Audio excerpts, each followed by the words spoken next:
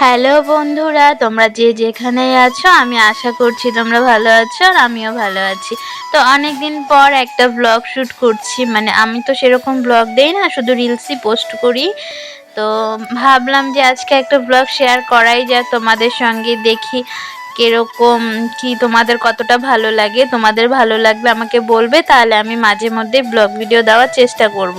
আর আমার সাধারণত blog video দেওয়া হয় না একটাই কারণ, আমি তো সেরকম কাজ টাজ করি না সংসারে।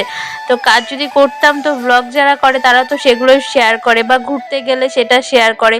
আমি তো তেমন কোথাও ঘুরতেই যাই না, সপ্তাহে একদিনই তোমাদের দাদাভাই ছুটি থাকে, সেদিনই ঘুরতে যাই মাঝে মধ্যে, আর নাহলে বাড়িতেই থাকি, আর সেরকম কাজ করি না, তাই তোমাদের সঙ্গে শেয়ার করাও হয়ে ওঠে না, পারি না তার জন্য ব্লগ শেয়ার করতে। তো দেখি তোমরা যদি পছন্দ করো তাহলে এখন থেকে দেওয়ার চেষ্টা করব। তো প্রথমেই দেখতে পেলে ঘুম থেকে উঠে আমি বিছানাটা গুছিয়ে নিলাম। আর দেখতেই পাচ্ছ সকালের পরিবেশটা, মানে আমাদের এখানে না কিছু দিন থেকে বৃষ্টি হয়েই যাচ্ছে। তো তোমাদের ওখানে কাদের কাদের ওখানে বৃষ্টি হচ্ছে সেটা আমাকে অবশ্যই কমেন্টে বলো। আর তারপর দেখো আমি সব বালিশ মশারি এগুলো ওই ঘরে রেখে আসলাম। মানে আমি যে ঘরে ঘুমাই, আমি তো মানে মার সঙ্গে ঘুমাই, শাশুড়ি মার সঙ্গে। তো মার ঘরে মানে বালিশ টালিশ এগুলো রাখা হয় না, তার জন্য পাশের ঘরে নিয়ে রেখে আসলাম, সাইডের ঘরে। তো রেখে এসে দেখো আমি তো ব্রাশ করে তারপর ওষুধটা খেয়ে নিচ্ছি।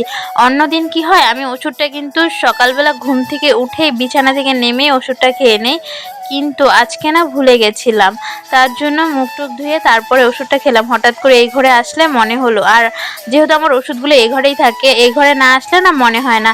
আর আমি সাধারণত ওই ঘরে কিন্তু বেশি যাই না, এই ঘরেই কিন্তু সারাক্ষণ থাকি, মানে আমার ঘরে কিন্তু যাওয়া হয় না।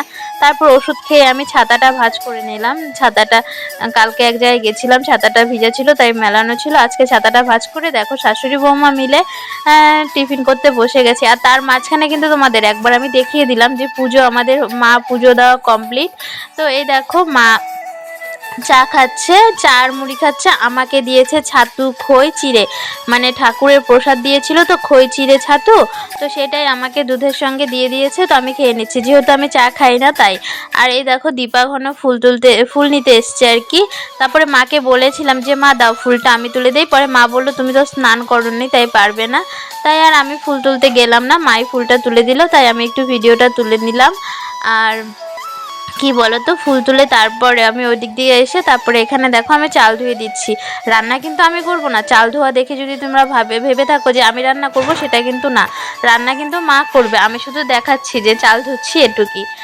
কারণ আমি রান্না করি না, মাই রান্না করে। আর আমি কিন্তু ভিডিওটা শুরু করেছিলাম সকাল 8:30 থেকে, কারণ আমি না দেরি করেই ঘুম থেকে উঠি, কারণ 8:30টায় ঘুম থেকে উঠি, অনেক সময় এরও লেট হয়ে যায়, কারণ কিছু করার থাকে না, অনেক রাত জেগে ভিডিও এডিট করতে হয়, তো মানে অনেক রাত্র পর্যন্ত ফোন ঘাটাঘাটি করতে হয়, ওর জন্যই। তারপরে দেখো তোমাদের দেখিয়ে দিচ্ছি, আমাদের না টিভিটা খারাপ হয়ে গেছিলো, 3 দিন হলো টিভি খারাপ হয়ে গেছে।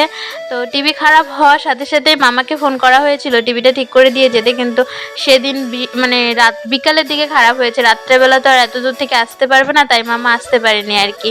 তারপরে এসে টিভিটা ঠিক করে দিয়ে গেল, মানে এসছিল, তারপরে পরের দিন এসছিল, এসে মানে একটা মেশিন খারাপ হয়েছিল, সেটা আবার এখানে পাওয়া যায় না, কোচবিহার থেকে আনতে হয়। তো মামা কোচবিহার থেকে এনে পরের দিন টিভিটা সেট করে দিয়ে গেল, মানে প্রায় 3 দিন টিভিটা অফ ছিল। তারপর দেখো মামা ওরা টিভি ঠিক করে রেখে গেল, তারপর আমি স্নানে চলে গেছিলাম, তারপর আর কোনো ভিডিও তোলা হয়নি। পরে স্নান করে এসে দেখো আমি একটু আয়নার সামনে সাজুগুজু করছি, আর মা ভিডিওটা তুলে দিচ্ছে।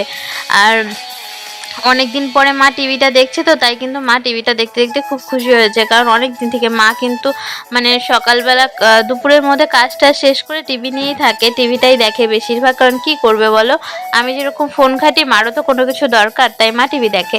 তারপর আমি এসে বললাম কাপড়গুলো মেলে দিতে, মানে যে স্নানের পরে যেগুলো ধুয়েছে, যেহেতু বৃষ্টি হচ্ছে, এখন বৃষ্টিটা কমেছে, তার জন্য বেশি কাপড় টাপড় ধোয়া হয়নি, কিন্তু অনেক কাপড় জমে আছে। আর যেহেতু এখন শাশুড়ি বৌমা মিলে ঘরে থাকবো, তার জন্য গেটটা বন্ধ করে দিলাম, কারণ মা ঘুমিয়ে গেছে তার জন্য। তারপর দেখো দুপুরবেলা আমরা খাওয়া দাওয়া করে শাশুড়ি বৌমায় ঘুমিয়ে পড়েছিলাম, তারপর আর কোনো ভিডিও করা হয়নি।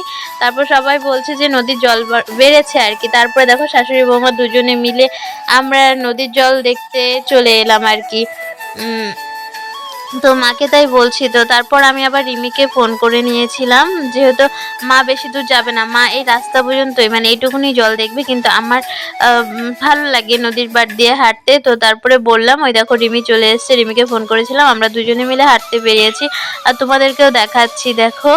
আজকে নদীর জল বেড়েছে বলে দেখো সবাই কত জল দেখতে এসছে আরকি।